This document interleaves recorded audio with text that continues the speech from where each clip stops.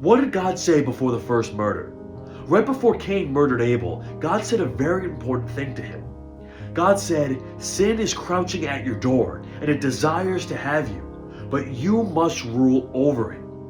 So God was telling Cain that sin is always there at the door, desiring to drag you down, to bring you to the fleshy arena, to pull you into darkness. But God said a very important thing when he said, "You must rule over it." If God said you could rule over it, then certainly you can rule over it. Especially for us who are born again and have the Holy Spirit living on the inside of us, Romans 6 says that we are now free from sin. So we certainly can rule over sin. The same advice that God gave to Cain is the same advice for us. We must rule over sin. And we're not a slave to sin anymore, so it's even easier to us. But there's other examples in the Bible of resisting sin or ruling over sin.